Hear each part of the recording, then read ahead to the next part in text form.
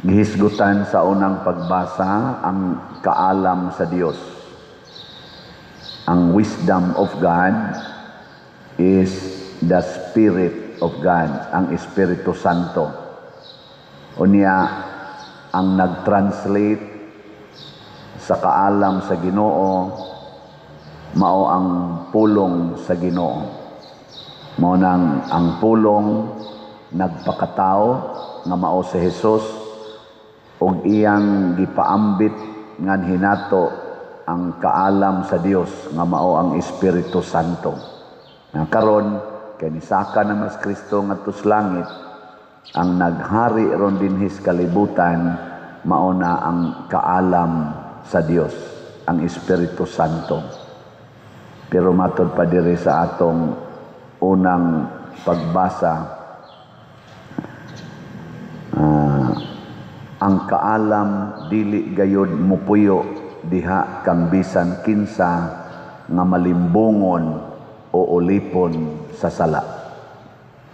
Gilingay mong tupad na nagpuyo pa nimo ang kaalam sa Dios. Nagpuyo pa. Maminawa ha, ang kaalam sa Dios dili gyud mupuyo diha kang bisan kinsa nga malimbungon o ulipon sa sala. Kining atong mga gipang-elect nga mga opisyal sa gobyerno o kinisang mga gipang-ordinahan nga mga leader sa simbahan, sama aning nagwali karon, nagkinahanglan gid mig kaalam nga Dios nun, kay dili sayon ang paghimog mga desisyon. Kamo sang mga ginikanan kay mga leader man sad mo sa inyong pamilya, nagkinahanglan gyud unta mo og kaalam nga Dios nun. Ang mga employers nato sa business sector, down to the supervisory positions, kay mga leaders man na sila, nagkinahanglan gid unta sila kaalam nga Dios nun. Hindi ko na be, lingi ay mong tupad ing naa kay kaalam. Unsa may opposite sa kaalam? Unsa man?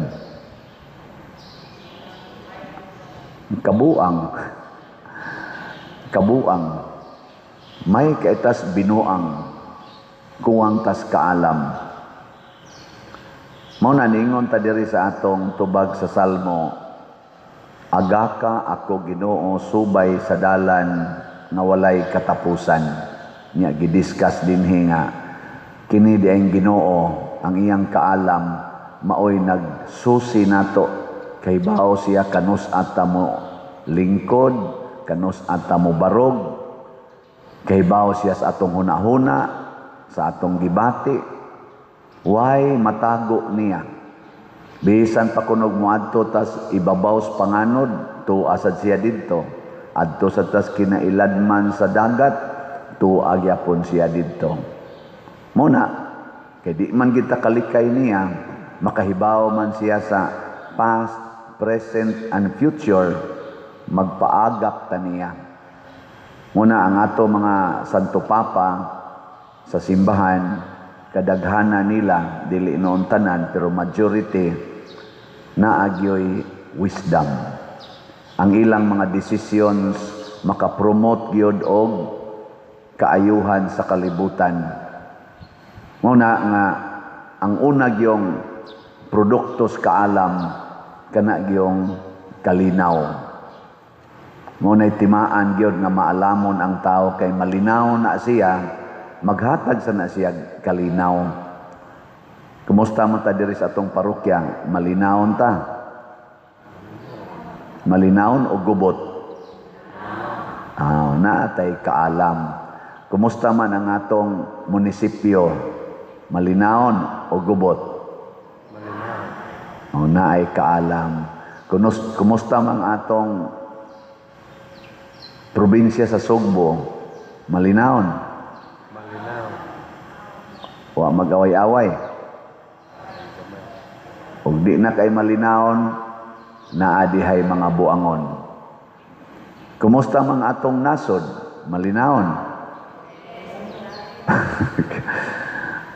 Sa ato pa, ubay-ubay ang mga buangon nga leader sa atong nasod. Kay ang kanisang mga leaders nga buangon, o binuang rin na kamahuan, mga sala ra gyud og pagpanglimbong, maghatag sa na sila kagubot. Muna nga ang kalinaw, makabot lang sa mga taong nagsunod, nagpaagak sa kaalam. Ikaduha, nga produkto sa kaalam, kanigyong kahiusa. Mag-promote, mag-anam ginagkahiusa ang katawhan. Di gyud hinoon perfect bisan pag-unsaon, di man ginamakon. Pero mag-anam gyud kahiusa ang nanag-away, mag-uli, ang mga nagdinumtanay, magpasayloay, basta magpaagak na sila sa kaalam. Ilingay mong tupad. Ing na nagkahiusa ra mo. Nagkahiusa ra. Kamong mga asawa, nahiusa ra mo sa inyong bana, dili mo magsigigyaw-yaw. Kung magsigi mo gyaw-yaw, wa mo makighiusa sa inyong bana, wa mo'y kalinaw, mga buangon mo. Wa mo magpaagak sa kaalam. Kamusang mga bana, nahiusa mo sa inyong mga asawa? O nahiusa mo sa inyong manok? Nahiusa mo sa inyong imnonon? Nahiusa mo sa inyong sigarilyo? Mao gani na, mga buangon sa mga banaha mo. Kumusta man ang mga ginikanan? Nahiusa mo sa inyong mga anak? Magdungan mog kaon, magdungan mog ampo, na magpaminaway mo. Wa gani, buangon sad mo. Kamong mga anak, nahiusa sad mo sa inyong mga ginikanan? O nahiusa ra gyud mo anang imong TikTok, kanang imong siging tan-aw anang cellphone, duwa anang computer? Mga buangon sad mo, wa na mo'y wisdom. So ang kahiusa, kumusta man sa atong Pilipinas karon, naay kahiusa? Kinsa may nakapromote og kahiusa gyud nga kanang arang-arang nga kahiusa, ang ano tas pinakaduol, ang administrasyong Marcos o administrasyon nga Duterte? Di ayaw lagi mo pagsulti og kusog kanang dihalas niyo hunahuna ba. Mo nay atong sukdanan nga ang kaning giagak sa Ginoo, mag-anam gyud kahiusa, makapromote gyud nagkahiusa og kalinaw. Ikatulo, nga kaning timaan na naa ang kaalam nga Dios nun, mulambo ang katilingban. Dili lang siya malinawon, dili lang siya united, generally speaking, mulambo, mudaghan ang kaayuhan. Muna ang atong simbahan, milambo siya, gikan sa 12 ka apostoles, nahimo na rong usa ka kalibutan, billions na ang members, tungod ni sa atong mga leaders, sama ni San Leo Magno or the Great, nga kanunay gigiyahan sila si San Agustin, Saint Ambrose, mga inana, Saint Benedict, Saint Dominic, San Ignacio, o daghan pang mga leaders nato nga nagkuan ba, naggiagak sa kaalam, nakapromote yun sila og kalinaw, kahiusa og kauswagan sa simbahan. Wa gyud malusno ang simbahan bisan pag-giatake tag maayo. Diha gyud kausa nga kani si San Leo the Great nga gisulong ang Roma sa mga kaaway, barbarians.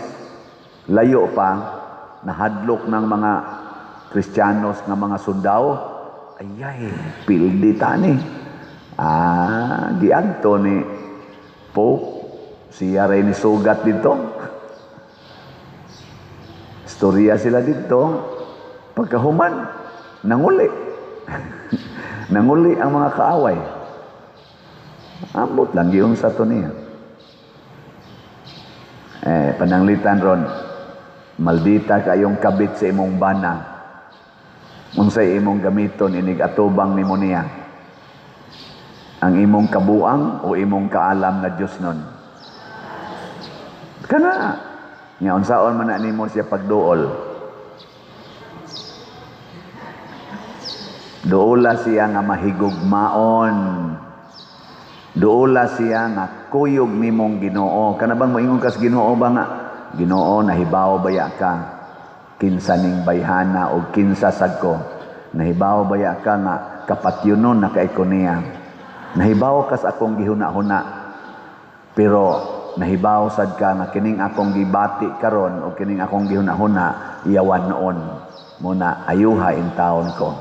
Tudloan din kas Ginoo diri ningon siya pasaylua lang siya kanunay. Ug moingon siyang sorry, pasaylua. Nya kapito sila nagkinabitay sa usa ka adlaw matud pa diri. Nya kapito sad siya mangayog sorry, pasaylua lang gyapon. Okay na ninyo? Sige. Tubag. Kani bang iyang giingon diri kung makasaog kapito, nya mga isag sorry kapito, pasaylua sad siya kapito anang adlaw. Okay na ninyo dili? Musupak na gani ka, di na ka magpaagak sa wisdom's Ginoo, muhunong na sad ang imong kalinaw, kahiusa og kauswagan, bungkag na imong kinabuhi. Muna ang challenge ni anato. Ang pulong sa Ginoo ni anas kalibutan nahimo ng tao gisaksihan na sa daghang mga santos ang iyang espiritu naa na nato magpagiya lang ta. Mabitang pag-ingon nako, Lord, unsaon ako pag-celebrate akong birthday. Ingon din Ginoo, baligya lagslat. Ora kini iyang gisulti. Unsaon man ako pagbaligya. Naing na sila nga kutob sa mo greet ni mog happy birthday sa online man or sa physical. Kinahanglang mo palit yung slot.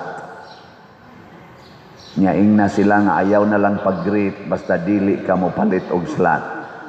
Ana, no? Ay gin mo greet nako. No sa akong birthday? November 24. Pila na akong edad? 62. Kay bawa na gid mo ana.